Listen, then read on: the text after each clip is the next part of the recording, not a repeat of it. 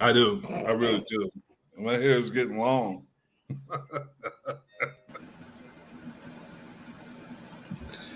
This is a presentation of Northeast Streaming Sports.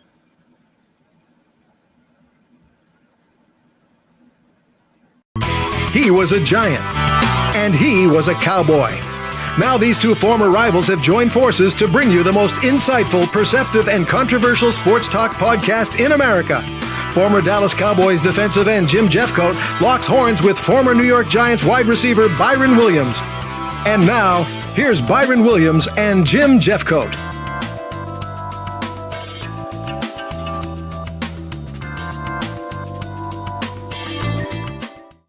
Hey, you know what? I was watching that promo in the beginning of the show. I was wondering why the producer never puts anything on there when I ran the touchdown against the Giants for 67 yards or the one I ran for 29 yards. I was just wondering that. Well, we don't want to pump your head up any bigger, so we need to just let show that part of you just barely walking off the field. That number 77, you know.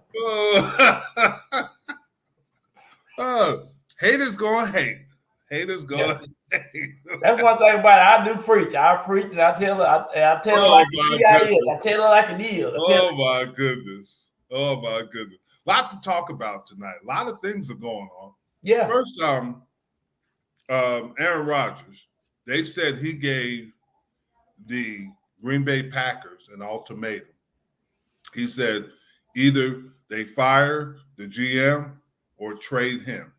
What do you think about that? Well, I just think that's part of what sports done came to. I mean, these players now, you know, it's all about relationships. It's all about, you know, what have you done for me lately? And, you know, when a team get as big as the Green Bay Packers and the history of the Green Bay Packers, you know, you got these egos in these rooms. You got the head coach, the general manager, the owners.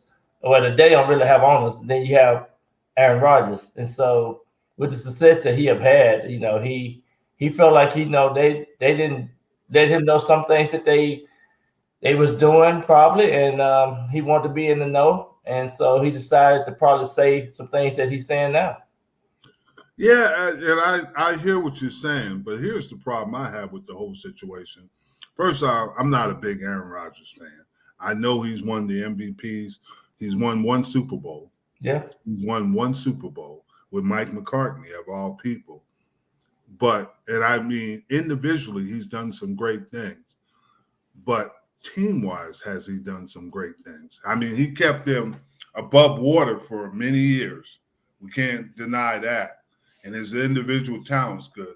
But is he good for your team? Because what I'm trying to say, if things go bad, is he going to go like this? Is he going to point fingers to everybody else? Or is he going to say it's on me? Well, kind of last year, I think that was the first time I seen him really point fingers, you know, when they crossed the pond and they started having some games that they couldn't win. But to me, I met him years ago. I met him at the Louisville. We did a football camp for Terrell Owens. He was there, and I met him up close. So people that I met, you know, you get a different view of people when you meet them and you talk to them and been around them, and how he came in and started talking to some of the campers, football campers and things like that. So I always revert back to that moment of when I met him and how he was there just for the kids. And so, and I think that carried over to who he is. And he became a megastar on the football field. So I just think that, you know, I like him. I love the way he played the game.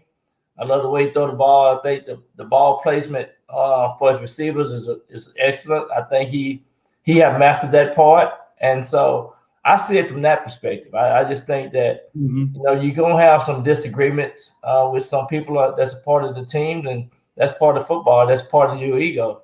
You just like him because he gave you some of those magic mushrooms. And well, I never had any of those magic mushrooms. You went on that darkness retreat, though. I like him because he don't went up to New York. He don't went up to New York and been very going to the games, been with some of the teammates and players, and he when he first got there, he cut his hair. He have a whole different perspective, and I like his approach right now. So I think now they just got to get off to good. I understand what you're saying, but why didn't he do that with the young receivers in Green Bay? He never even showed up for OTAs. Well, that's because he was in the contract dispute and all that type of stuff. And then they didn't sign Devontae. They didn't sign Devontae Adams. I think when that happened, that right there just like he was really disappointed because when they couldn't sign his top receiver, then he know that he was losing 60-70% of the offense of the ball completion the previous 3 or 4 years. Mm-hmm. That's what I think. Well, I think that was one of the reasons why I think that's one of the reasons why he kind of said, well, that's enough of me being in Green Bay. Yeah. Well, I'm excited for him to come to Cowboy Stadium for the second game of the year because we're gonna get after him. I'm excited for him too, just to see if he can handle the New York environment, the New York fans, the Jets and the Giants fans are some of the unique fans in the NFL. And I think it's a different vibe once you get up there. The Jets and the Giants, they're as quiet as church mouse. No, we had to get them excited. No, they just hate the Cowboys up there. So they hate the Cowboys. They hate the Eagles. They hate the Cowboys, the Eagles, the Redskins, Commandos, whatever team you want to call them now. Did y'all have fans in the stadium? Was there any fans there? Because I never heard them. We have the most loyal fans ever. Oh my goodness! The stadium been sold out for years with the Giants. Yeah, sold out, but they're quiet. They're real quiet. Fold their hands. Yeah. But we just excited about what happened last year. That was so good. All we need to do right now is sign Saquon. If we can sign Saquon, then I think we'll be good to go. We gonna have some the New York Giants. They were talking about DeAndre Hopkins possibly being a New York Giant.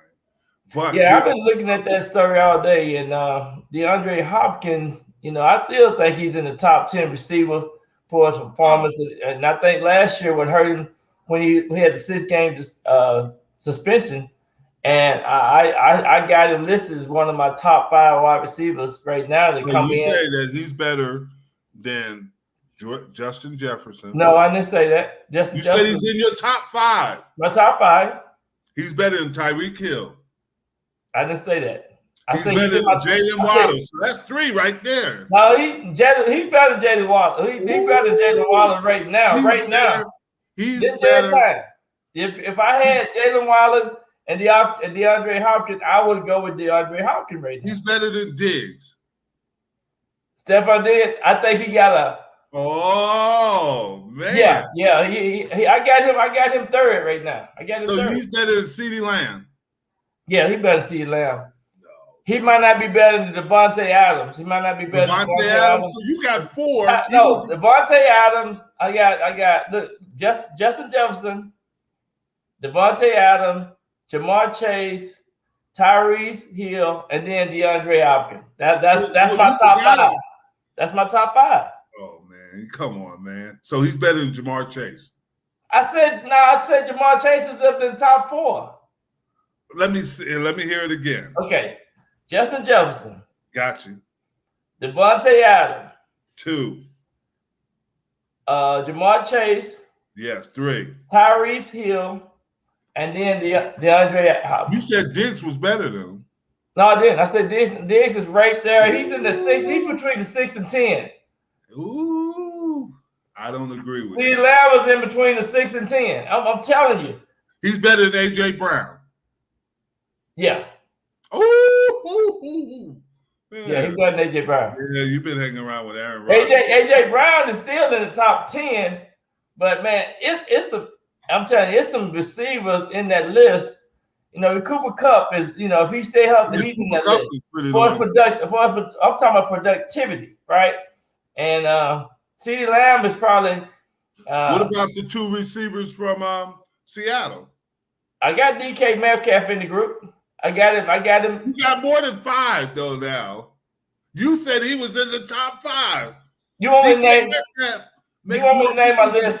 Let me name my list. Oh, now you got to come out with the list. Let me name my list. I got my list right here. You want to hear my list or what? Yes, I would like to hear your list. This list is like it's about 15 receivers on this list.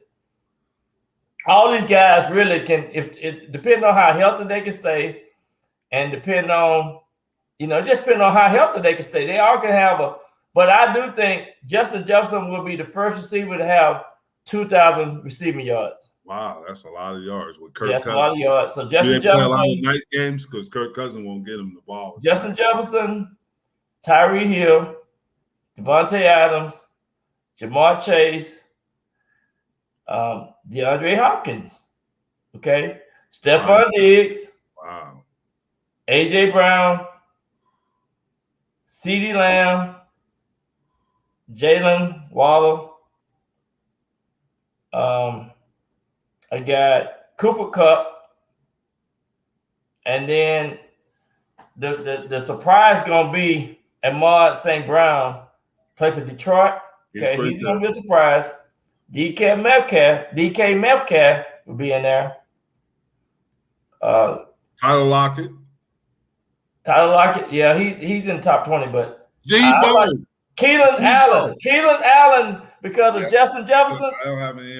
Justin Herbert, Keelan Allen gonna be in there. You didn't even have Debo in there. Debo is kind of like a slash running back receiver. Oh man. Yeah, Debo. You got to have Debo in there, but it's like have him top 20 is tough though. All of these guys can be, man, they all close. Ooh-wee. You know who been one of the most consistent wide receivers for the last 8 years? Tyler Lockett. No, Mike Evans. Yeah, Mike Evans has been very. He have had over 1,000 yards, and he been almost double numbers for his touchdowns. I have no argument with Mike Evans. I cannot put him in the top 5. DeAndre Hopkins, 3 years ago, yes. The last 2 years, no. But this is the key. First of all, he is a route runner. He has no more deep speed. Who? He's a big fit. DeAndre Hopkins. He's lost his deep speed. Are you serious? Yes. If you don't put two DBs on, he's bigger than him. He's like Terrell Owens was. They're just big guys. DeAndre Hopkins he still got 3 good years. He just 30 years old. He can't run like he got 2 good years. He's still. There was a poll between an anonymous poll with all the general managers in the NFL, and they said Hopkins was a great route runner, but he is not the same player he was 3 years ago. Well, I just think too. I wouldn't take him. I would hope the Cowboys don't take him. I just think too. It just depends on the quarterback. It just depends on the quarterback and how Daniel Jones is going to get him the ball. Who? Daniel Jones. Oh, Daniel Jones will get him the ball. I think he will fit perfect with the Giants. He'll even fit with the New England Patriots. These are the teams that he's not going to the Patriots. I know, but these are the teams that he wished he could play with. In this order: Josh Allen with Buffalo, yes, which makes sense. Jalen Hurts with the Eagles. He ain't going there. Patrick Mahomes. He's not going there. Lamar Jackson. He's not going. Well, that's a possibility. I shouldn't say that. And Justin Herbert. Those are the top 5. Yeah, but he won't go to there. He'll go to probably the most likely place he'll go to is Baltimore. You think Baltimore? Yeah, I would think Baltimore.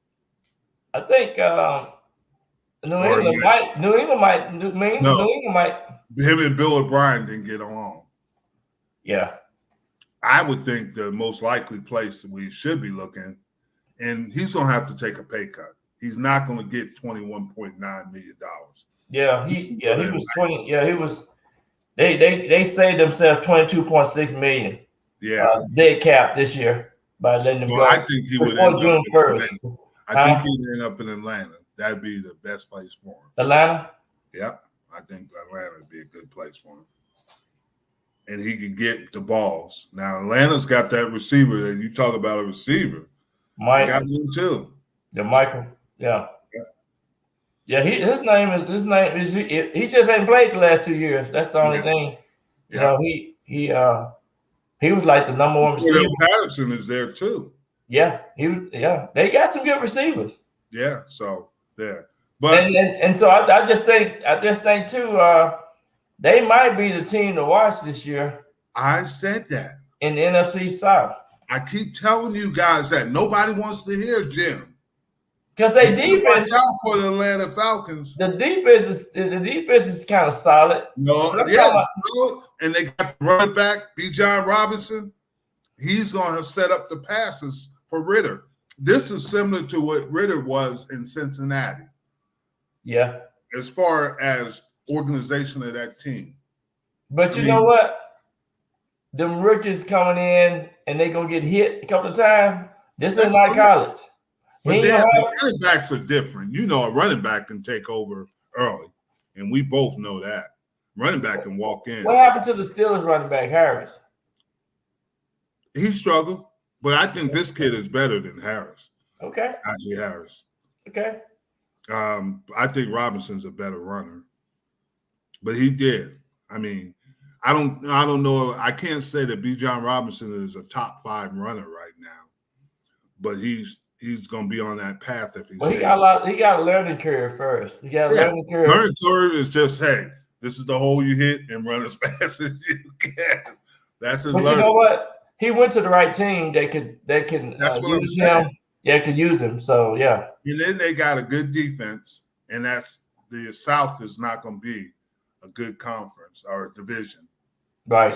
So, he'll be able to put up some good numbers and get it. It's all about getting your confidence. He'll be the rookie of the year, to be honest with you. Yeah, he could be one. He'll be in the top 3 for sure. But it's all about, like you said, health. Would be John Robinson. It's going to be health. But see, one of the first things that happened with these young players coming out of college is 18-week season. I mean, 18-week season is really 2 seasons almost for the college players. That is true. And they wear down as the season progresses. I will agree with that. But running backs are different. The good ones, if they can keep him healthy and don't overuse him, he's got a chance to be in the Saquon Barkley. But that's what happened to Zeke Elliott. Early in his career, they overused him, and it took a pounding on him. Yeah, and another thing, too, people don't realize you don't have the fullback back there with the running backs like they used to. Point. You don't have the 2 sets running. You you use multiple tight ends now more than you use 2 running backs. Andy Reid said he's not even going to keep a tight end on the roster. He's not going to keep a tight end? I mean, not a tight end, but a fullback on the roster this year. Yeah, and they what they do what Kansas City do, they have multiple good tailbacks. They have good tailbacks. Yeah. So that's not unusual. Moving on, Tom Brady is going to be an owner of the Las Vegas Raiders. How long? He said he might come back if he need to come out of the retirement. Yeah, but here's the problem. First of all, and I know what they did, but they gave Jimmy G a contract that is all predicated on him staying healthy with the Raiders. If he does not stay healthy, he does not get his signing bonus because of his foot injury. And he should have had surgery while he was in San Francisco. He has not had surgery. They have not had surgery. Because they said that he didn't need surgery. Well, to protect themselves, Las Vegas held, I think, $11.6 million from him because they said that if he can't make it, then they could really cut him.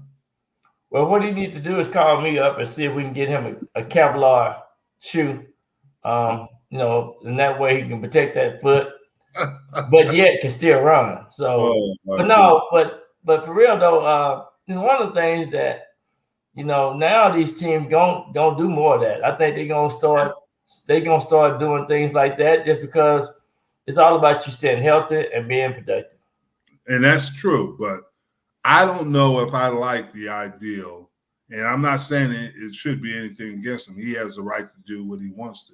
With Tom Brady going under the guise of being an owner, he's probably preparing to eventually take over. That's my point. I think. I think that's going to be good for the increase of revenue. Yeah, they need it too. And kind of remind me of what happened with Denver Broncos when John Elway became involved, being a superstar quarterback, then getting in the president's seat, of being in the management role. And I think a lot of teams can probably start looking at that. Yeah, but the biggest thing that John Elway did is help get Peyton Manning to Denver, and they won Super Bowls with Manning, obviously. Exactly, and that's what he's never drafted a quarterback that's worth a darn. Elway has. But was he a part of the draft decision making, or was he? Did he let the scout? Yeah, he was something like the VP or something. Yeah. So he was a part of that. Well, like I said, sometimes coming out of college, a lot of these players are overrated, and they just pick some bad quarterbacks. Yeah, because he drafted Tim Tebow. And I mean, the guy that's up at he's drafted, and none of them had any success. Right. Like I said, they got Peyton Manning in free agency. Right. That was a success. So, but I don't have anything with Tom Brady being the owner. But it'd be shocking if he comes back and plays. Well, there's always that itch for Tom Brady to do that. What is he going to be? 46 years old? Yeah. Jeez, are you serious? Terrell Owens said he still can play. He's 47. I think Terrell Owens is closer to 50. Yeah, he's 49 somewhere in there. Yeah, he's in that somewhere in that area of age. Yeah. And I'm not saying these guys can't do it with all the things and all the nutrition and the way they train. They can play longer, but 46. I mean, the kicker might be the only one who's done it. Yeah, the kicker. But your mind still thinks you can do it, but your body say. That's right.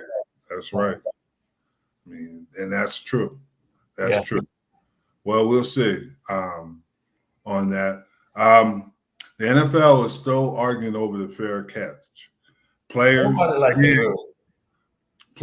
and coaches are saying this is ridiculous. I mean, we can't even play football anymore. And how safe it is, but it's not really safe. What they need to do is go back and revamp and say, no, we're gonna throw this rule out. And everybody is saying this don't make sense. Yeah, but it takes the less. And talking on our show Sunday with Mac Jack and Jim's show on Sunday, they made a good point. It's going to take less emphasis on special teams. That bottom of the line player is going to have to be more effective in the position than on special teams now. And I think that's a true statement when you look at it, because now you'll see more fair catches. You don't see the need to keep that extra special teams player. Exactly. You don't see the need, and then you ain't gonna have that extra excitement that turn a game around. That's what I'm saying. Yeah. You used to see guys could take a kickback, just punt back and really change the concept of the game. And then you can see guys be in the stands and get ready to catch a punt. Then they fumble the ball. Then the team go out and get it, and that's just excitement. Yeah, and it's starting to bother me. Pro Bowl is flag football, and now you're doing this. I know people are going to always argue that this was the dangers, but we all know the dangers of it, playing football. And we would have done it again. We know what happens when you play football. But that's just how we were built. It's how we were built. It's the lesson that you learn in life. It's playing with a guy that his breath stinks, his hair all over his head. I mean, just things that you can say, I just love you, brother, because we're in this together. What I'm saying, it becomes things that you got blood all over you. Your hands are broken sometimes. You know what I'm saying? They carry him off the field. You know, he get knocked out. Certain things in life that you need to know and learn that really carry over forever. You know, when you get with the guys, go fishing with the guys, they talk about that hit you got knocked out. Oh, Byron, right. I remember when you got your jaw broken. I remember this and that. You know what I'm saying? I remember when Jim dropped 10 balls, blah, blah, blah. But my point is, I know what you mean, but I never dropped 10 balls. But you know what? I know you know by being on the bottom of the pile. I know that. Yeah. So, but here's the thing. I have one of my guys that works for me. He was talking about, oh, yeah, I played in high school. He said, well, I really didn't play. So what he did was before the game was over, he would go through the grass so he looked like he played the whole game. Say, oh, you just didn't see me in there. I was playing. And he said, I said, man, why'd you do that? He said, oh, the girls like the guys that played more than they did. The guys that sat on the bench. I was like, wow. I said, yeah, I said, you know what? Did that. I played. It's always a guy on the bench have a clean uniform on, and everybody know he didn't play. So when it rained and get muddy, that's the best time because he get to have some dirt on his uniform, right? But so, my question is that, and you did that, you installed it for many years, field turf. Now you have field turf. What do you use to get dirty? you take a little of that. It's hard to get dirty now. You can't get dirty no more. I know. That's a good point. That's a good point there. You can't get dirty. So what do? Well, you put some stickum on them. You know, take some stickum on them and put some of that stickum on the uniform. Oh my goodness. That is funny. But that he was honest. He thought, man, he said, yeah, that's what I do. We have a full Brock Purdy. Moving on, John Lynch repeats that Brock Purdy is the leader of the clubhouse, and that there's a possibility they're optimistic that he'll be ready by the first game.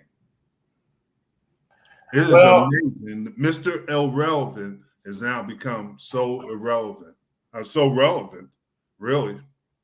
Everything that he have done, the way he played the game, the way the team rallied around him, I think that's a good decision. Let me ask you this question, and I know they have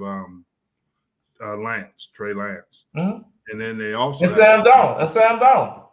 But my question to you is it the talent that surrounds Purdy, or is it Purdy? Because they have Christian McCaffrey, they have Deebo Sanders, they have the one other receiver that's. This is the key. That's a good point. That's one of the best points ever. Guess what? What? It's the decision-making ability of how he managed the game. He don't do anything. He don't never try to force the ball. I mean, he put the ball right in position where the running back can run with it. And I think he's been a student of the game. I mean, this guy have played from day one when he went to college. He sat back there and took notes. And when they put him in last year, he was just ready to go. And I agree with that. But he also has some really Brandon Ayuk is the receiver, but and I should have known that because he's a Sun Devil, Sun Devil for life. But whatever that means, I know it's hot out there. Sun Devil for life, but he has some very exceptional talent around him. Yeah, I'm interested to see how they'll do without Demario Ryan on defense as a defensive coordinator. But they do have some talent. This is the best team Shanahan's ever had, and that's going to be interesting. And he did play well. You can never take that away from Purdy. He did play well, and he deserves to be the guy. Yeah, he deserves to be the guy. So that's not the issue. The one thing is that how healthy is he going? Because I don't understand. Isn't that like a Tommy John injury to the elbow? It's something like that. But now the surgery have been vastly improved. I think it shouldn't be a big factor. I think he'll be ready to go. So we'll see what happens with him. But I think too, Brock Purdy he have done enough to show that he should be the guy. It should be his team. Yeah. And the next thing we talk about is Dalvin Cook. The resolution should be coming by the end of this week. I would take Dalvin Cook. A lot of people says, well, he had a shoulder injury last year. But I think Dalvin Cook is one of the top 10 running backs in the NBA, in the NFL. No doubt. I just hope the Vikings don't mess up, because I'm telling you, he's been a big part of that offense. Exactly. And when he's healthy, he's kind of like Saquon and all these top running backs that's in the league. I think it's hard to find those kind of guys. That's what I'm saying. Everybody's talking about, Tony Pollard's practicing in OTAs, but it's going to be interesting to see. Obviously, Pollard, he's going to need rest, and they said that he gets better when he runs the ball over a certain amount of times, but he's still not a big guy. I would match him up with, instead of Ronald Jones, I would match him up with somebody like Dalvin Cook. That's just my opinion. Well, this is one of the things I think is going to happen to Dallas. They're going to see how much they're going to miss Zeke.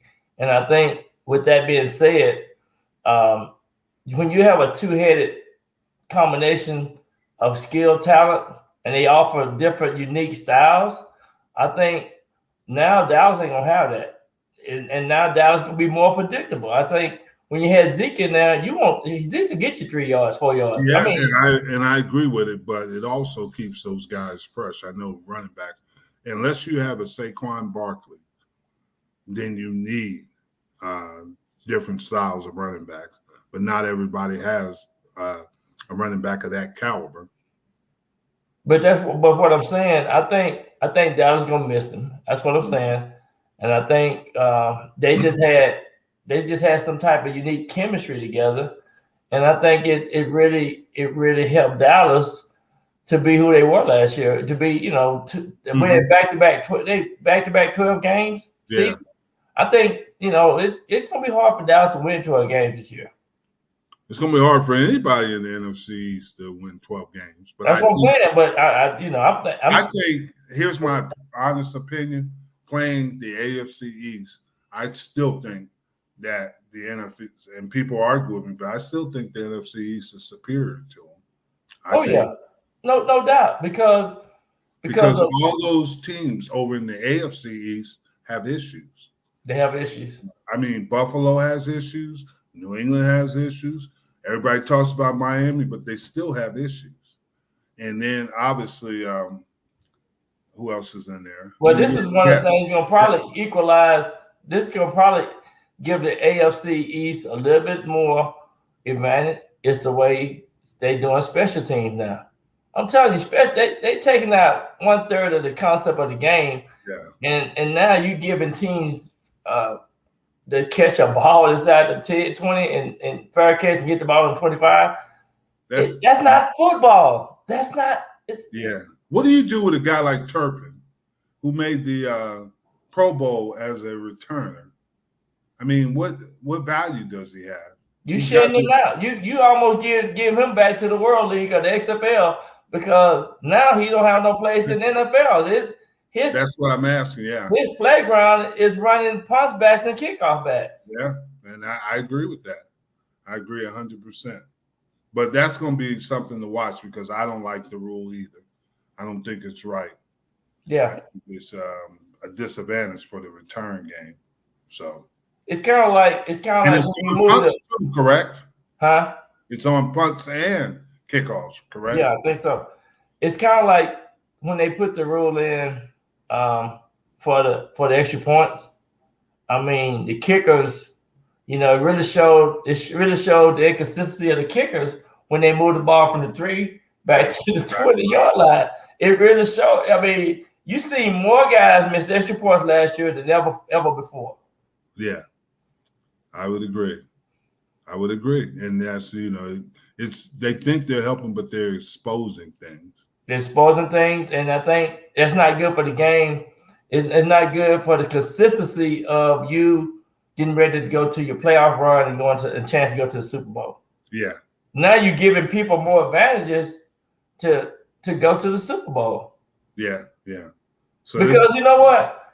Just think about it. Back in the day when you trying to catch a field goal or punt and the ball is mishandled, teams are going down there for the big hit. We used to have we had a special team award who going down to get the big hit. Yes, no question. Yeah, that's what I'm saying. And the big hit, everybody in the room said, woo, and we can't get it. They love that when they got in there and go, you got a big hit. Ooh. And guess what, Jim? You run that play back 5 to 10 times because it's worth seeing over and over again. That's true. Coaches get excited. That's the way we play. That's what we do. That's who we are. That's us right there. I mean, and the guy, just think about this. Elvis Patterson, he made it on special teams. If you go back and most of the town, you go back and you look at players inside and outside of history. Now you're talking about players that was special that's teams. True. We had a guy named Marion, special teams player in the NFL at one time. Yeah. And all he did was play special teams. He never played on defense. You have to be up by 70 points if you put him in on defense. Oh yeah, he don't. In fact, he don't want to play no defense. He want to play special teams. Nope. And there was another guy named Joe Fishback. Fishback? Yeah, Joe Fishback. Fishback from Arkansas State? That's right. Joe Fishback. And Joe made his name on special teams. He was in Cleveland, wasn't he? Yep. And he was at Dallas. Yeah, Fishback was he was a special team right. That's what he did. But he played with Maurice Carthon up there at Arkansas State. Yeah. And they've taken the identity away from a lot of these guys and giving them opportunities to make teams. And that's what I don't like. They talk about, they're trying to get more players on teams, but that's taken away because you can't develop them. Now you want this finished product, but some of these kids, it's going to take them a year or two to become. Well, you know what me and you ought to do, Jim? You know what we ought to do? We ought to go ahead and get into the flag football business because eventually they're like they go into flag football. I'm telling you laugh, but now they're gonna have it in the Olympics, so it's gonna become a lot more popular. Yeah, it come not more popular, but still though, you got to separate this. My college coach always said this, man. You got to separate the sheep from the billy goats. And now you separate the sheep from the billy goats and you put these soft rules in. Come on. Yeah, that's true. That's true. Man, ain't nothing like being knocked out and then getting up and saying, like Matt said, is halftime yet? I never experienced that. I did the knockout. No, for real though. I got knocked out. Hey, I got knocked out one game. I don't remember taking a shower. Only thing I remember is they gave me a shower, and the only thing I remember was I was on the bus getting ready to go to the airport. That's football. I was sacking Eric Hipple from Detroit. Right. And Randy White came from the other thing. And I know Hipple's body had to feel it because I felt the impact of it through Hipple's body when we hit him. We collided to Hipple from each side. Right. And I mean, my head got all tight and stuff. And I stayed in the guy. I said, I went over to the trainer and said, man, I don't know. I don't feel good. He said, how many fingers I got up? And I said, 2. He said, I got 3, but you all right.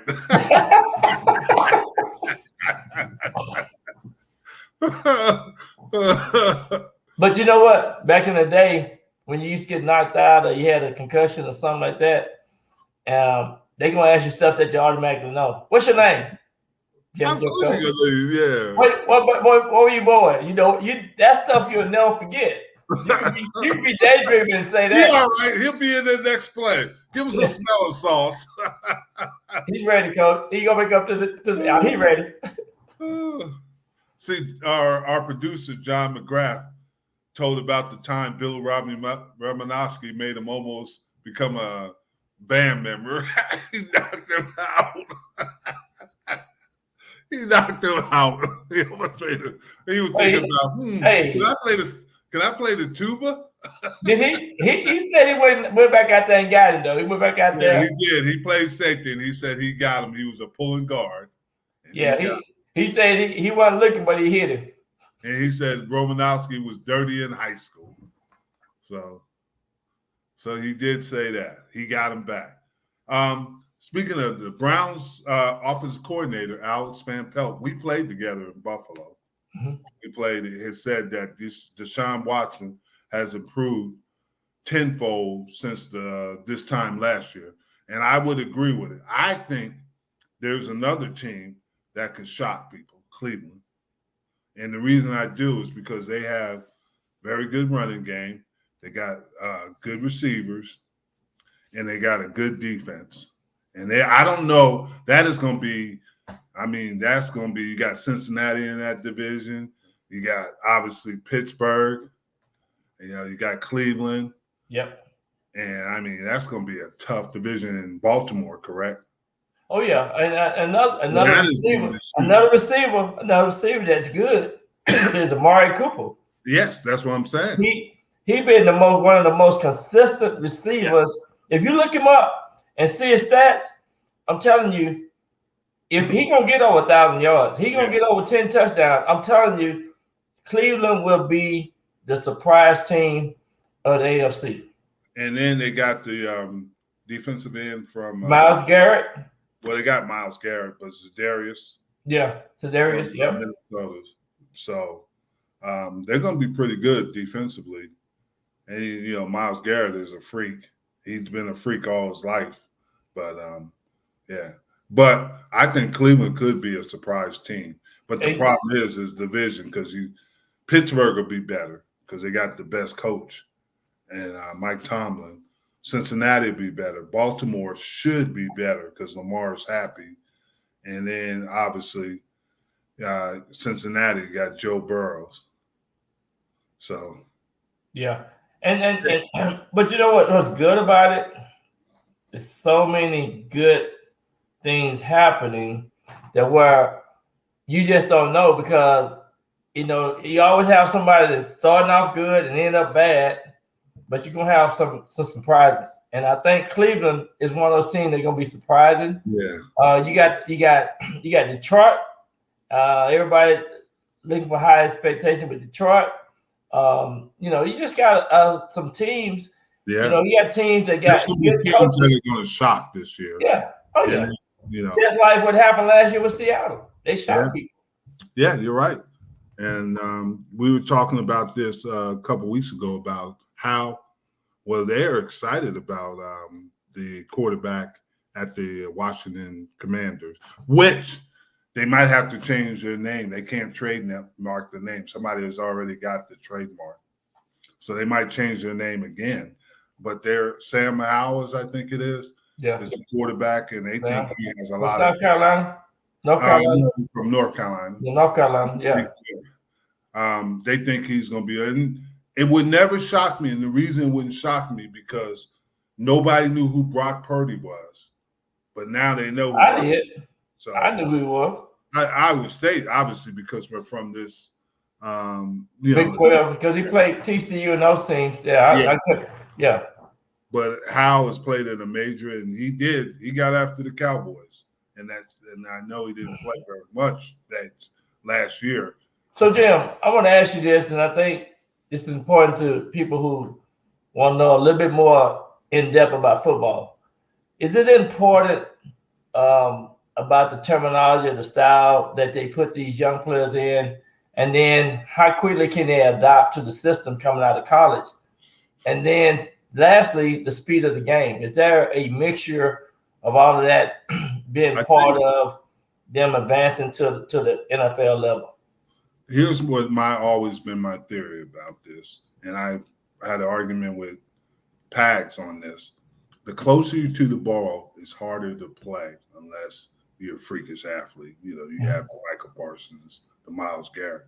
But the closer you ball, because you have more contact, the farther the receivers, the corners, even the safeties can play faster because they're not have to worry about getting hit all the time. they can use their athleticism. So I think when you talk about learning, it's easier for players that are away from the ball and off the ball to learn, as opposed to players, offensive linemen and defensive linemen. I think it's a little harder because you're getting hit every play. Yeah, contact. Yeah, contact, and I think that's a little bit more difficult to get used to that speed. And you're playing as obviously just like me.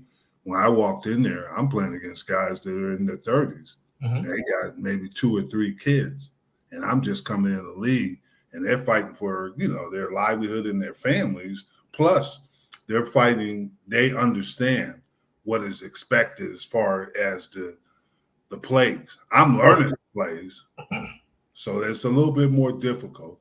My first year, I had 2.5 sacks. Mm-hmm. My second year, I had 11.5. Just be learning and getting used to the speed of the game. Right. It's a thing, and that's what you have to do.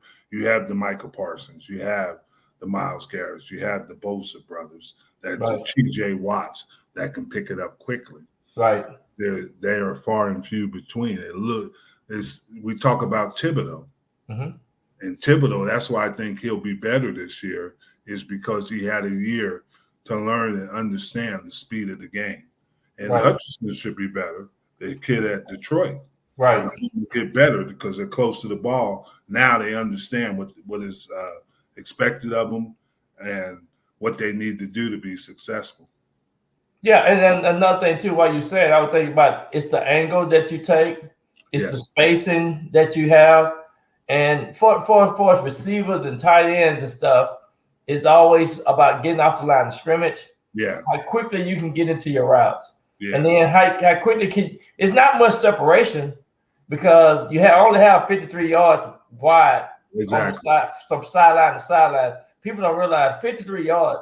So that's not enough space. And then one of the biggest things for these young receivers is getting off the line of scrimmage, the separation that you can create. I think the biggest thing in the NFL that's changed is the athleticism. And I've seen some athletic tight ends, but you look at the Kelce's. Yeah. You look at some of these guys that are out there now, and they are so much more athletic than the tight ends in the past. And there were some great tight ends in the past, but these guys are freaks. Yeah, and those Kelce's, the kid at Atlanta. I mean, these guys are basketball players, power forwards that are playing football. Yeah. You got the Darren Waller. You got some guys Waller, which you got, tight end U out in Vegas. Now they have that tight end U. Yeah, tight end U every year. It's becoming big. And that's the difference between spacing and getting around the right people. It's about going and making sure and sharpening your skill sets. I mean, but one of the biggest things I try to tell receivers is in the NFL, they're gonna hold you, they're gonna tackle you, I mean, it's a rough game. Let me ask you this question. And this a little bit, I understand what you're saying, but we all know the Cardinals released DeAndre Hopkins today. They've just released him today. Do you think the Cardinals are getting in the position to take Caleb Williams from USC? They said that he's a more polished Patrick Mahomes. Well, I want to say this. The Cardinals look like they're getting ready to take the first pick of the draft. That's what I'm saying. And they would have the possibility Caleb Williams will be the first pick in the draft. And they are not, I mean, they look like they're trying to not win games. And then you see that they're doing things that went from being up here within 8 to 10 games. Now, if they win 3 games, they're going to be. So it's one of those things where they might be the laughing stock of the season this year. But what do you do with you have a guy that you paid a lot of money, Kyler Williams? I mean, Kyler Murray. You used to have Caleb Williams sitting there, who's a bigger guy, who is a tremendous athlete. I don't think USC is going to win the national championship. That's not what I'm saying, but he might be the number one quarterback. So how do you do that? They're gonna be after the top 3 or 4 teams coming out this year. Do you trade for Kyler Murray, and take this kid, or do you keep Kyler Murray and let them battle it out? I think you can't pay 2 quarterbacks the money that's something that the market call for now. So you're gonna have to make a decision. Yeah. And what is Kyler Murray's market value? I guess that's what I'm asking. Right now, he's making $46 million, somewhere up in that area. No, but what is his market value? Would somebody trade for him? I don't see. It's not that many teams out there because most teams got good quarterbacks already. Ain't too many teams don't have the quarterback they want to build their team around. Right in there, somewhere like Seattle, maybe if Geno Smith doesn't play well this year, maybe. But you're right, not too many quarterbacks. Most of these quarterbacks are pretty darn good. Maybe a possibility in the Rams. Well, Miami might be needing the quarterback. That is true. That is true. Because of the injury. Oh, there is. Yeah. Dallas needs a good quarterback. Yeah, I forgot about Dallas. They do need a good quarterback. Dallas has the NFC East division champ quarterback, Dak Prescott. He's going to win the NFC East this year. So they do. There's not too many teams needing quarterbacks. Yeah, but there will be. There will be. Question, yeah. Because you got Stafford, who's a little older, and some of these quarterbacks, you never know what's going to happen with Aaron Rodgers. He might go in the darkness and never come out of the darkness. Yeah, that darkness is something else. But there'll be you know what? It's a small window now. You have to be ready to win instantly now. You don't have time to talk about it. You really don't. Because of salary cap issues. Yep. Yeah, this is a different, and we've talked about this. There is no longevity at any position, even now at quarterback, wide receivers, and you can talk about Tyreek Hill in our era would have played the majority of his career and retired at Kansas City Chiefs. Yeah. Chiefs, so you got things happening constantly all the time. They're going like, wow, they did that. Wow, they did that. Yeah. Because I just think too that these teams right now, it's all about them getting ready to go to the Super Bowl, making a playoff run. That's true. Now, real quick before we only got about 7 minutes, but the NBA playoffs, we haven't talked about it. The NBA finals, it's all set. It's all set. Denver versus Miami. The AFC had to play in to get there in Miami against the number 1 seed, the Denver Nuggets. Well, you have to give Miami credit. I mean, yes, and nobody's see, this is what I love about sports. It's the way you play in regular season is one way, but the way you play in the playoff is another way. That is true. And before we were on the show, I was talking about I think the Nuggets will win these games, and I think they'll win the championship. But the one thing that Miami has that could give the Nuggets problem, the Nuggets have length. Yeah. But Miami has shooters. They got some shooters.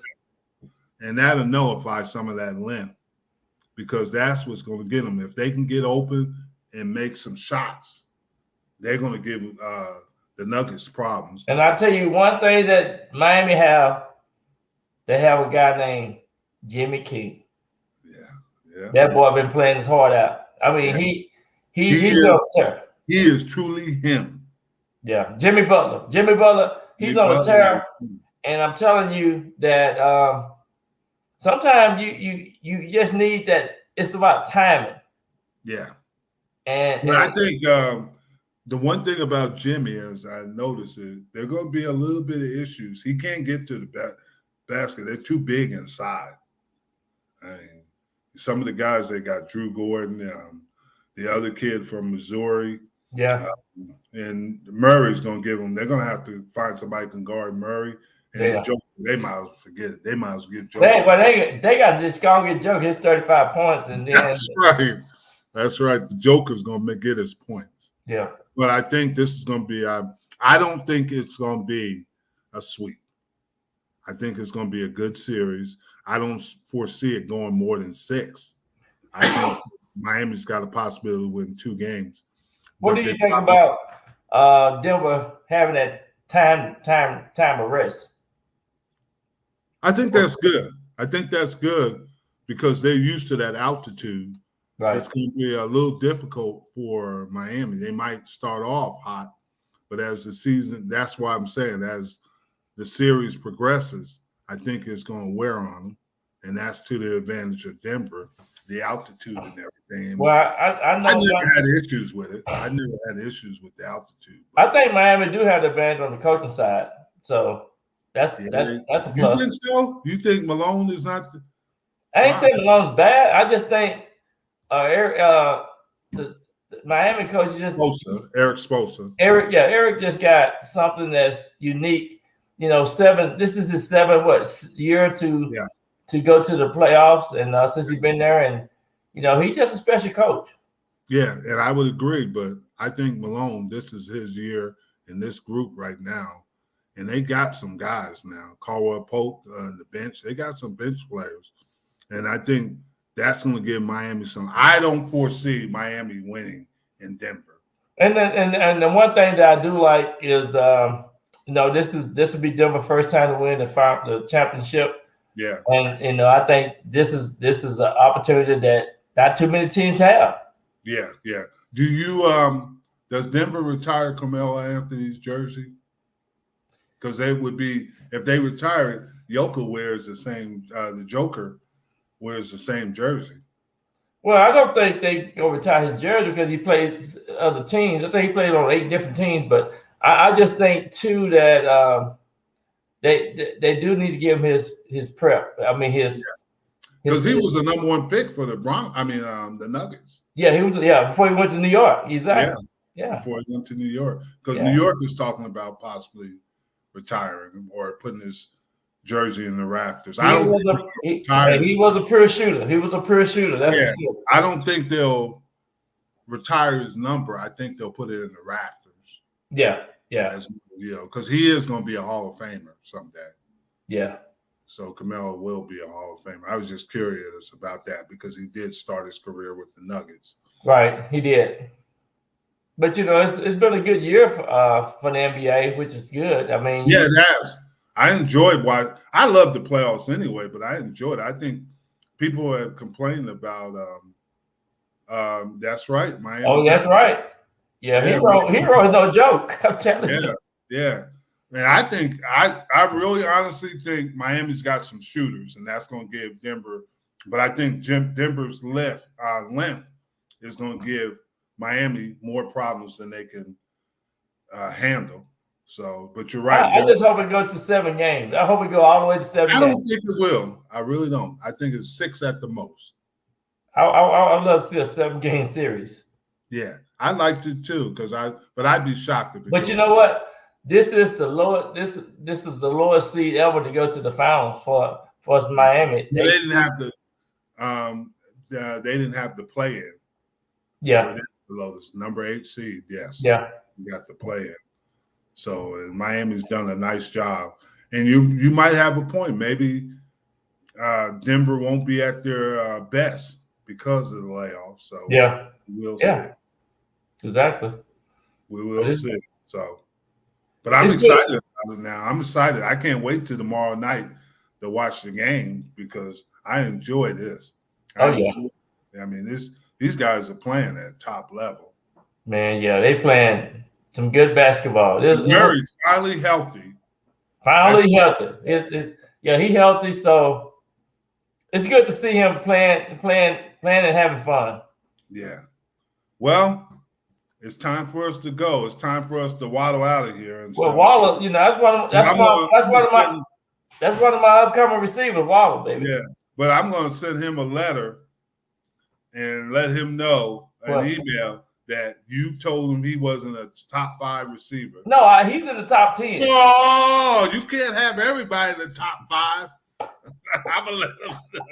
Well, I'm going to let him know about you, and He's gonna make sure you don't do the waddle anymore. He in the top 5 as the dance receiver.